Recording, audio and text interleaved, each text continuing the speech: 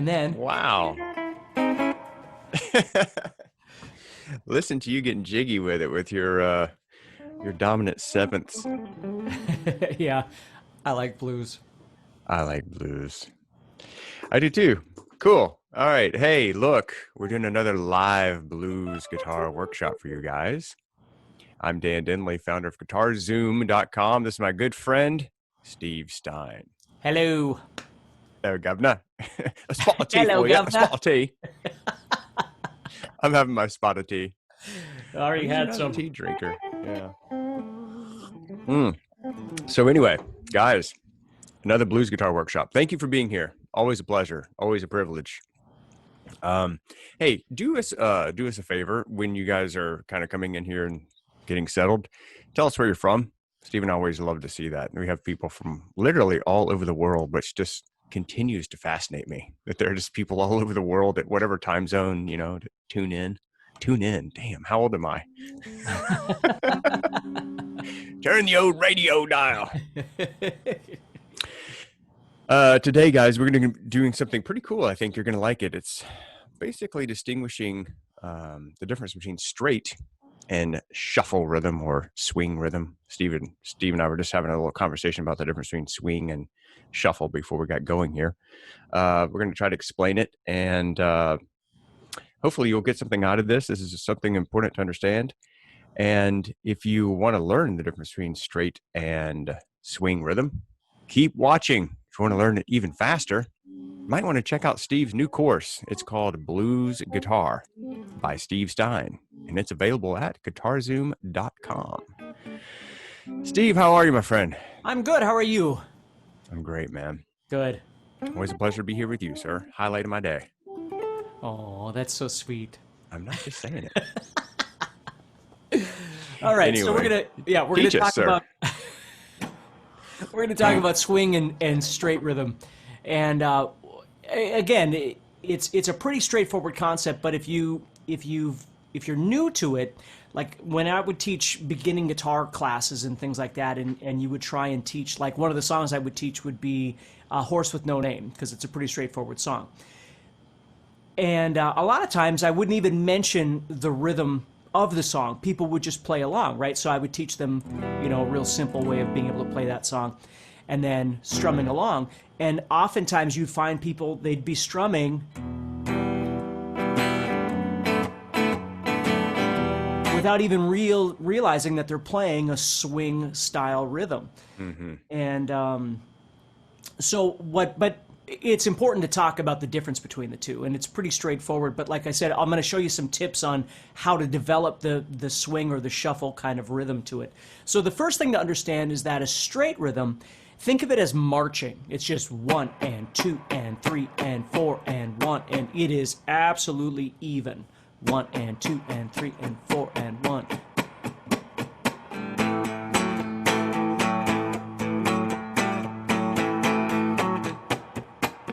This sort of thing, okay? And the majority of music that you listen to in the pop, rock, metal, country world tends to be straight, okay? It's in the blues genre that you tend to hear more swing, and that doesn't mean you don't hear swing in other styles of music, because you certainly do, country and country western and ragtime, like we had talked about, some things like that. But swing is a little different, because if you think of swing, now I'm going to use the words swing and shuffle interchangeably, okay? There are subtle differences between them, especially if you're a drummer. It has to do with the beat and things like that, but in terms of theory, we're just looking at the swing or the shuffle, so if I use those words, understand I'm using them interchangeably. What happens is, think of it as a heartbeat, right? So if you're thinking of it as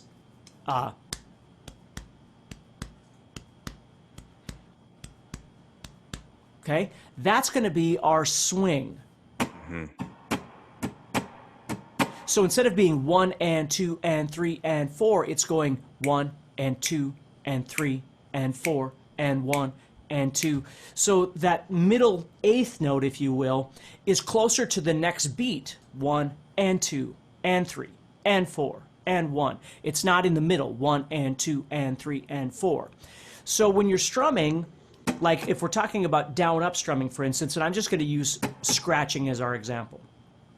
So if I was playing straight, I'm thinking about, in my head, I'm thinking about playing, you know, even amounts on the top and the bottom of the string. So as my pick moves through, my arm creates, and if you've ever heard me talk about strumming before, you know what I'm talking about here, but you know, my arm is moving like a metronome, right?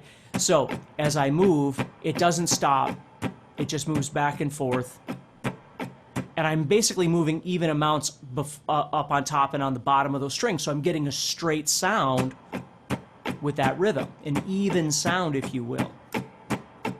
Okay? When it comes to swing, there's two different ways to think about it. One is you're going to stop on the bottom for a little bit longer.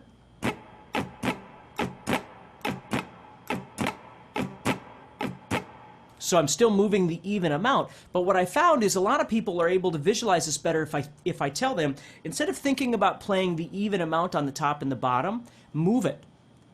So you're going to be right on top of that sixth string, and then down here you've got more space. So you're still going to move your arm the exact same way you did before. You don't have to stop, but because there's more space on the bottom, it's going to take longer to get back up here. So if you go, it's off center. So you wind up getting this swing feel, and you can think about it any way you want. I mean, for some people, playing the swing rhythm is very easy because they can feel this happening. But for some people, they have a hard time really being able to feel and distinguish the difference between the two. They can hear it, but they have a hard time feeling it. And so you really want to think about that heartbeat. Bum, bum, bum, bum, bum, bum, bum, bum, bum, bum, bum. And again, when you go to actually physically start strumming this, now we're using down-up strumming as our example right now, okay? And when you do that, you're either going to have to stop on the bottom for a little bit to create more space,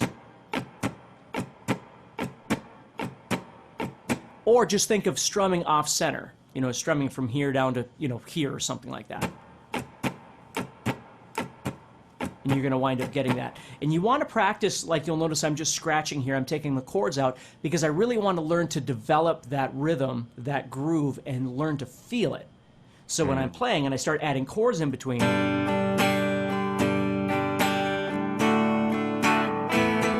you know, whatever it is that I would add, I can feel that rhythm happening. My arm is, again, being a metronome, and it's just keeping this beat happening the entire time. Okay? Now, if we break down this swing or this shuffle a little bit more, what we're going to realize is what we're actually doing is playing what's called a triplet. So we've got 3 beats here. 1, 2, 3, 1, 2, 3, 1, 2, 3, 1, 2, 3, 1, 2, 3. And what we're doing is we're skipping the middle one. So we're getting 1, 3, 1, 3, 1, 3, 1, 3, 1, 3, 1. That's what's actually happening. Again, whether that helps you or not, I'm not sure, but that's what the theory is behind the swing. Where when we play even or we play straight, we're just playing what we call eighth notes, 1 and 2 and, or 16th notes, 1E and a, 2E and a, 3E and a. And again, it's easier in my mind just to think of marching, right? Just keeping it straight, or running, right? 1 and 2 and 1 and 2 and 2. It's just the same thing over and over and over. Or if all of a sudden I hurt my ankle, I'm probably doing a swing. 1 and 2 and 3 and 4, right?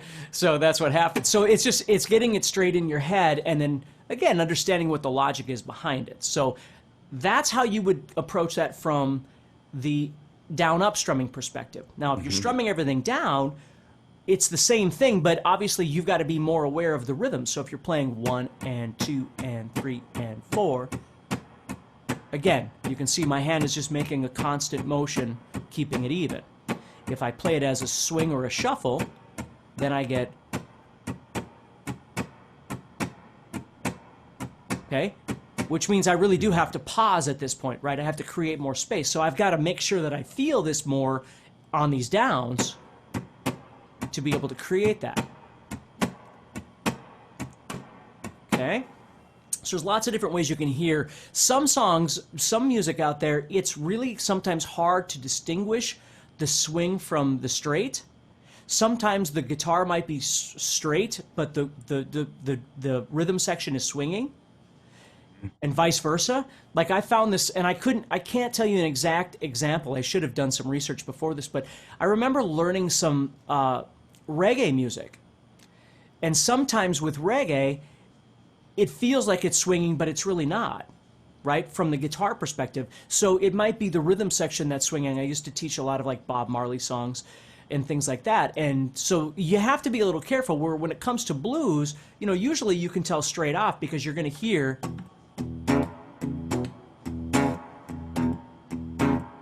so anytime you hear that kind of rhythm,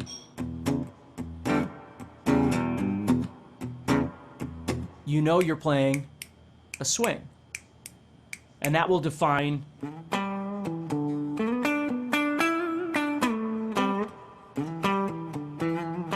what you're going to do with your solo or whatever it is you're doing on top of that as well. So if we were playing like, you know, something like The House is Rockin',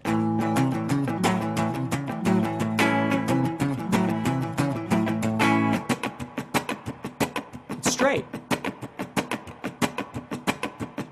You see? Keep your hands to yourself.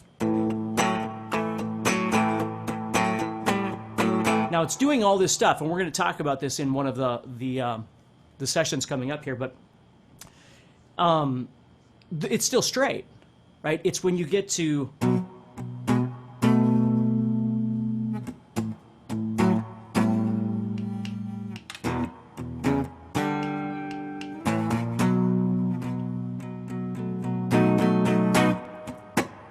see. So what I always tell people is it's not enough to count to 4. Like you can listen to any song and you're going to count to 4.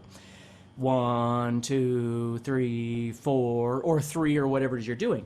It's the subdivision we call it. It's what's happening in between 1, 2, and 3, and 4. So if you start listening and you go 1 and 2 and 3 and you can feel this marching thing start happening, it's an even or straight feel, right? Right. If you're listening and you start thinking ta ta ta ta ta ta ta ta ta ta ta ta ta ta, then you're going to have this swing or shuffle feel. Good. Hey, one of the questions is how is the difference between the strumming pattern between shuffle or between swing and between straight? Is there strumming patterns different in terms of down and up strokes?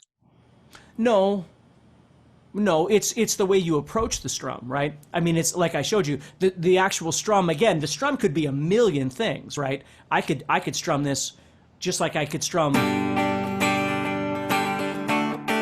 a song all kinds of different ways. But notice when I'm playing this, at the core of this is this rhythm, which is even, right? Or if I was going,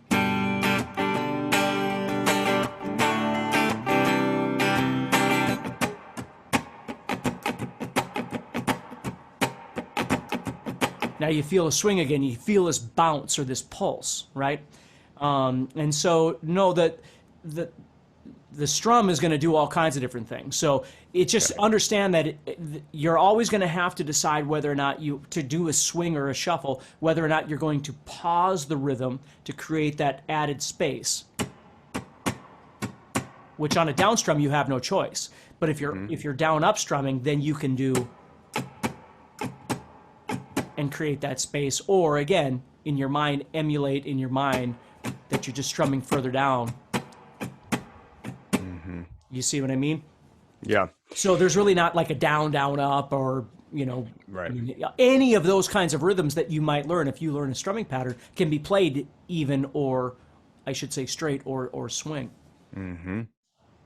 What about the tempo in terms of is like shuffle, or I keep saying shuffle, is swing always slow, or is it always fast, or it could be anything? It can be anything. Again, because you're dealing with a triplet, you know, if you think about it, you know, you take Iron Maiden, you're playing triplets, right? But it doesn't really feel like a swing. But when the drummer comes in, bum-ba-da-dum, bum-bum-bum-bum, it's a triplet feel, right? Where if we're looking for that swing feel, you know, bum-ba-bum-ba-bum-ba-bum.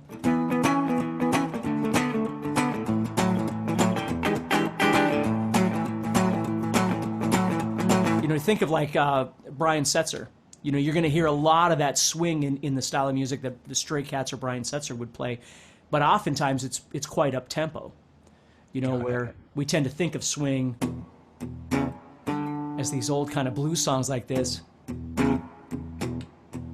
but they're not all like that. I mean, there's certainly, bluegrass can be swung. There's a lot of different styles that can do that. Mm-hmm.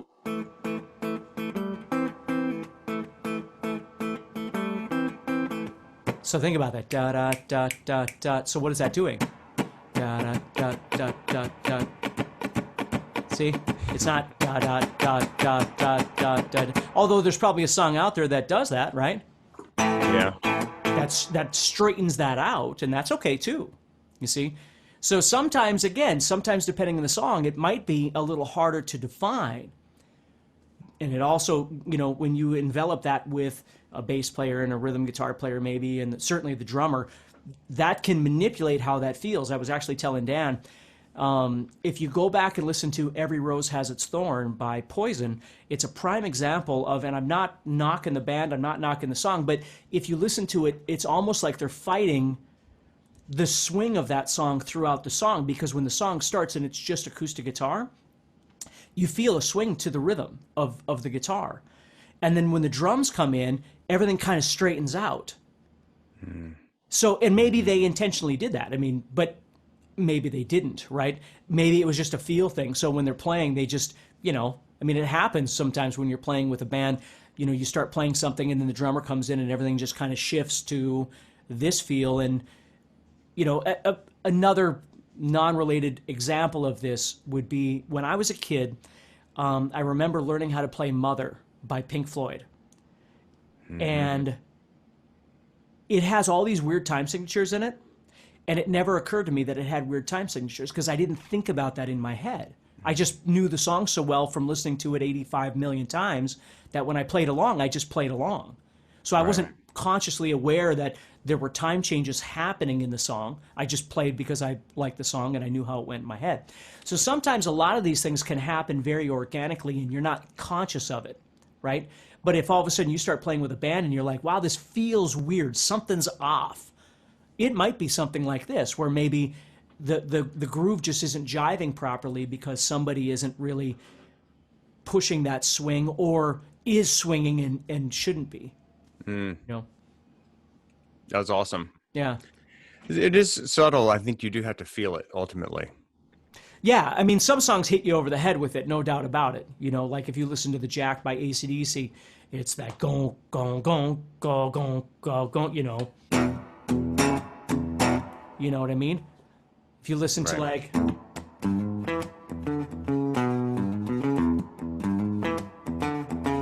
a song called Hey Baby by Ted Nugent, which is, I just love that groove.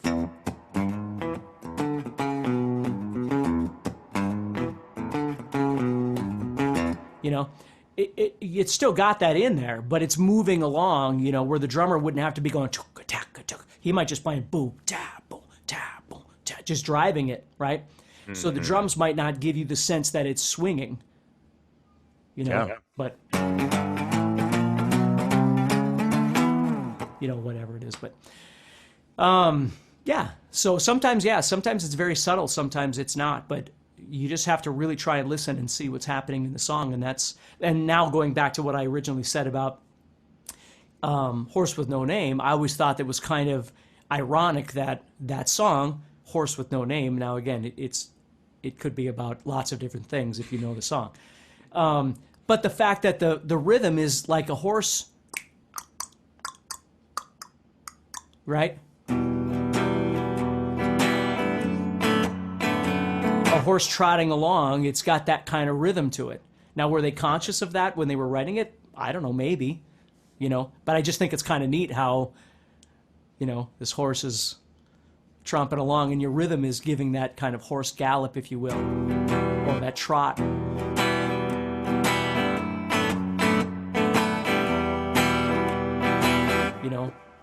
Yeah. Sometimes you might hear that word also, guys, gallop rhythm. I've heard that a few times in my life. That's what they're talking about. Cool. Man, this is good.